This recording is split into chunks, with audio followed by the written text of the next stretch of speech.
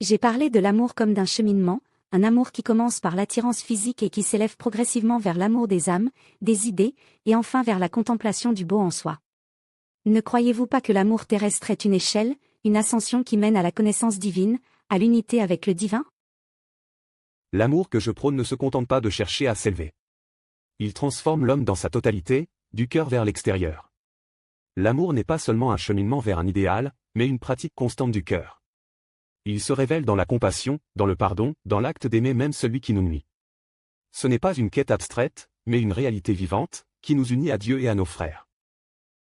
Je comprends, mais ne voyez-vous pas l'amour physique et l'amour intellectuel comme des étapes qui mènent à un amour plus pur, à un amour universel? L'amour des corps mène à l'amour des âmes et à la contemplation du beau absolu. L'amour dans le monde des idées n'est-il pas un amour plus parfait que celui qui se limite à la réalité tangible? L'amour ne réside pas seulement dans l'abstraction, Diotima. Bien que la contemplation du beau soit noble, l'amour véritable se manifeste dans les actes concrets.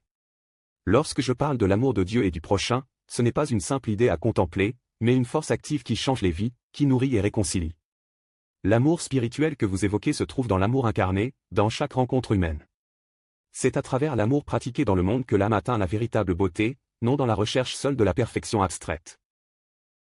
Mais, maître, si l'amour que vous enseignez est incarné dans le monde, comment la pureté de l'amour peut-elle s'exprimer dans un monde imparfait?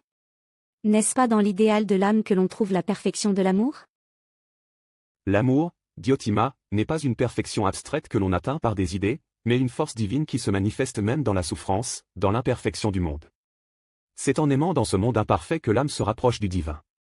L'amour véritable n'est pas une forme d'idéal, mais une réalité vécue au quotidien. Ce n'est pas une quête vers quelque chose d'extérieur, mais une transformation intérieure. Celui qui aime trouve la perfection de l'amour, non en se retirant du monde, mais en le vivant pleinement, dans l'humilité et la réconciliation. Ainsi, vous proposez un amour qui dépasse l'idée de quête spirituelle, un amour qui se trouve dans la pratique quotidienne, dans l'action concrète. Cela me semble plus difficile à comprendre, car l'amour pour le divin, tel que je le concevais, était quelque chose d'intellectuel, une recherche du beau idéal. Vous enseignez que l'amour se trouve dans le monde imparfait, dans le don de soi, dans le service aux autres? Oui. L'amour véritable n'est pas une recherche du beau parfait, mais un engagement à voir la beauté dans chaque acte de bonté, chaque geste de réconciliation. Il ne s'agit pas d'une quête vers un idéal lointain, mais de rendre l'amour présent ici, maintenant. Le divin réside dans notre capacité à aimer, même dans les imperfections, même dans les blessures. C'est dans l'amour offert aux autres, même dans leur faiblesse, que l'âme se rapproche du divin. Ce n'est pas dans la contemplation seule, mais dans l'action d'aimer que l'on trouve la vérité.